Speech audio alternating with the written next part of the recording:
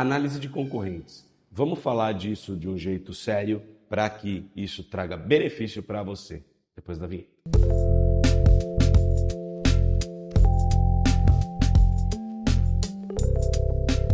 Fala, meu querido, minha querida, seja muito bem-vindo ao canal da Salcio. Meu nome é Dalton Coutinho, sou estrategista de marcas e como você deve ter percebido, hoje eu estou um pouco rouco, mas isso não impede a gente de produzir o seu conteúdo aqui. E hoje falaremos sobre análise de concorrentes. Por quê? Porque é daqui que nasce todo bom projeto de branding, tá? Todo bom projeto de posicionamento de marca começa com uma boa análise de concorrentes. E o primeiro ponto é, por que a tua agência, quem te atende, geralmente faz análise de concorrentes, mas essa análise de concorrentes não te traz o mesmo resultado que a gente consegue gerar aqui? O motivo é muito simples, é porque eles não fazem análise de concorrente. Geralmente o que eles vão fazer é um benchmark. E eu falei alguns vídeos para trás sobre a diferença entre benchmark e análise de concorrentes. Então, se você tem dúvida entre a diferença entre um e outro, o benchmark é basicamente eu olhar para o meu concorrente, ver as ações que ele está fazendo e tentar trazer isso para mim. E a análise de concorrente é o que eu vou falar aqui agora. Se ficou muito superficial essa explicação, vê o outro vídeo onde eu explico com um pouco mais de profundidade, beleza? Eu vou deixar o card aqui em algum lugar. Então vamos lá. Não gera diferenciação a análise de concorrente feita pela agência, porque em geral ela é uma análise de benchmark. E como análise de benchmark, ela vai fazer com que você faça as mesmas coisas do mesmo jeito que o seu concorrente.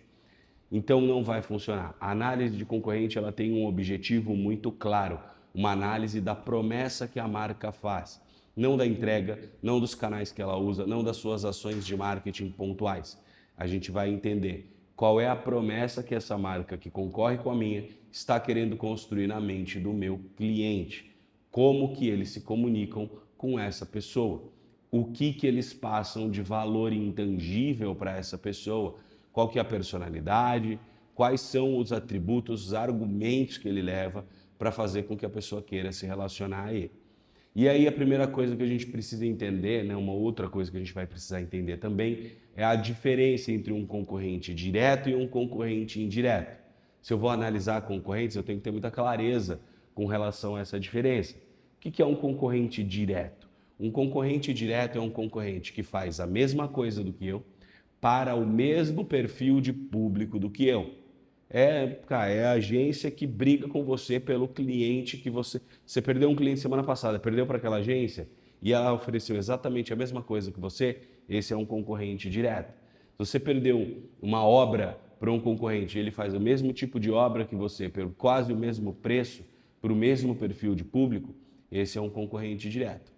Já um concorrente indireto é um concorrente, ele pode ter dois cenários. Então ele pode ser um concorrente que faz a mesma coisa que você, mas para um perfil de público diferente, que eventualmente acaba espirrando no teu. Então vamos colocar aqui uma marca de tênis. A Nike não compete diretamente com a New Balance. E eu estou falando de duas marcas grandes, tá? Mas elas são concorrentes indiretos. Algumas pessoas preferem o New Balance ao Nike e na hora de tomar a decisão ficam entre um e outro, né? Vão ficar ali tomando essa dúvida. Mas não é um campo conceitual similar. A New Balance ela tem como argumentos de venda outros completamente diferentes dos argumentos da Nike. Então, um tipo de concorrente indireto é o concorrente que faz a mesma coisa que eu, vende tênis, mas para um perfil de público diferente. Um outro tipo de concorrente indireto é aquele cara que faz uma coisa diferente da que eu faço, mas que pode me substituir para o meu perfil de cliente. Então aqui a gente vai ter, por exemplo, eu vou contratar uma consultoria, uma contabilidade. Uma contabilidade. Quem que é um concorrente indireto da contabilidade? Softwares de contabilidade, como Conta Azul, Contabilizei e etc. Por quê? Porque eles prometem resolver o mesmo problema da contabilidade, mas se eles são um produto completamente diferente. Então aqui eu tenho um cenário de concorrência indireta.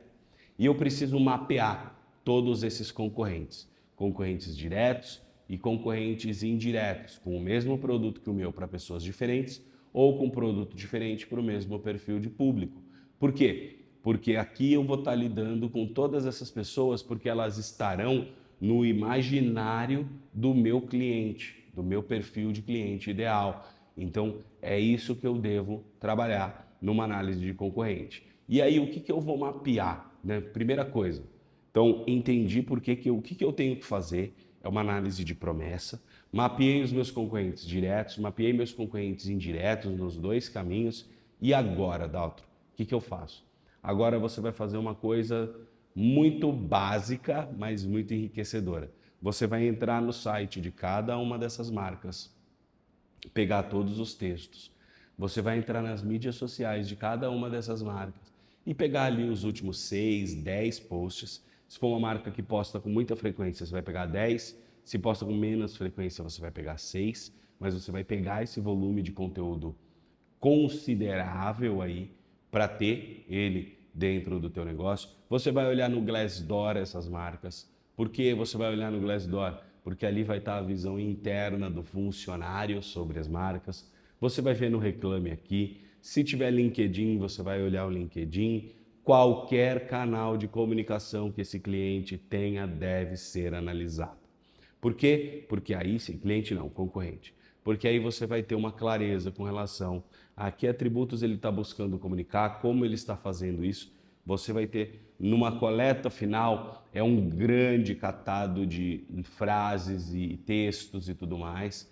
É um grande compilado, mas esse compilado vai te trazer justamente a percepção. Putz, olha aqui, ó, esse cara está prometendo mais esse lado. Ele está apresentando um tipo X de personalidade. Esse outro concorrente está indo por outro caminho, fazendo outra promessa e tal. E aí, qual que é o grande ponto? O que a gente vai ter que fazer? Pegar todo esse material, concatenar todo esse material, e aqui é um bom momento para usar, às vezes, uma inteligência artificial, embora não substitui que você deve ler todo o material, mas a gente pode usar uma inteligência artificial para fazer o quê? IA, seja o ChatGPT, Claude, Gemini, Deep Search, sei lá qual é o... nem sei se existe, tem que ter o Grok também, mas você vai pegar, vai entregar o documento com a análise de todos os concorrentes e falar, mapeie para mim os lugares comuns de discurso. Então eu tenho aqui 20 concorrentes, mapeie palavras, termos ou percepções gerais que pelo menos 10 dos meus concorrentes ou pelo menos 15 dos meus concorrentes estão falando na sua comunicação. Depois você baixou, começou com 15, baixa para 10. Foi para 10, baixa para 5. E aí você vai descobrir quais são os campos conceituais comuns ao seu segmento. Então, por exemplo, vou usar o segmento de agência de marketing digital. Quais são os campos conceituais comuns? Eu já sei. Resultado, performance, personalização. São campos semânticos comuns. Então, o meu objetivo, ao finalizar a análise de concorrentes, vai ser orientar a próxima etapa do projeto de que esses discursos não devem ser usados e que se eles forem usados, eles não serão diferenciadores, eles serão obrigatórios. Por quê? Porque todo segmento faz isso.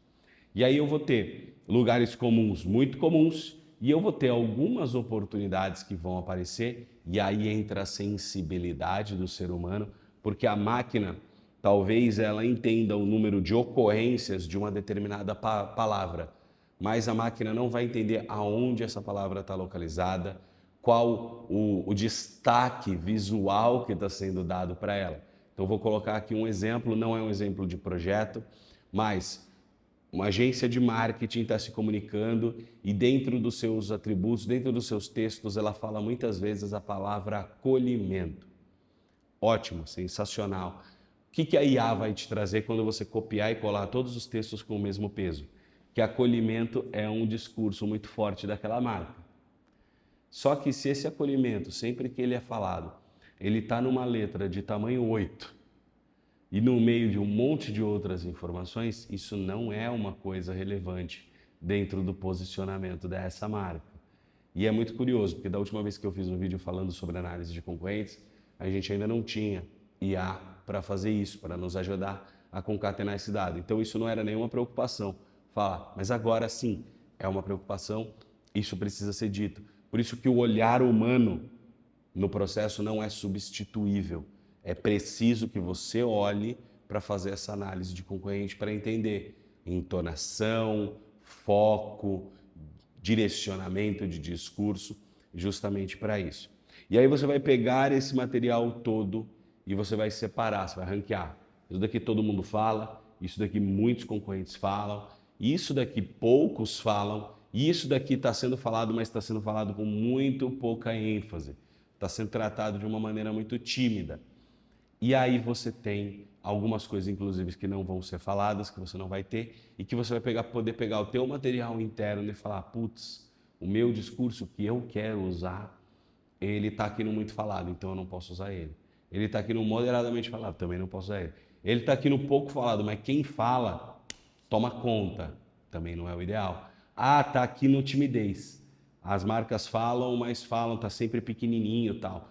Pô, pode ser um ótimo momento para você se apropriar disso. Mas isso já é um outro tema, isso já não é análise de concorrentes. A análise de concorrentes, ela termina exatamente aqui, quando a gente pega todos os dados e gera esse insight, o que está sendo mais falado ao que está sendo menos falado.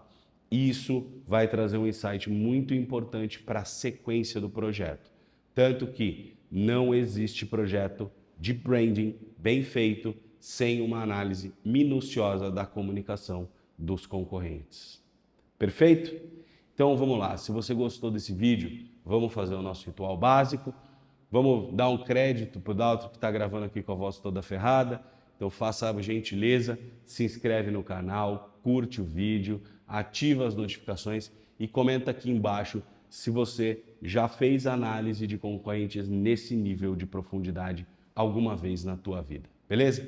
Um grande abraço e a gente se vê no próximo vídeo.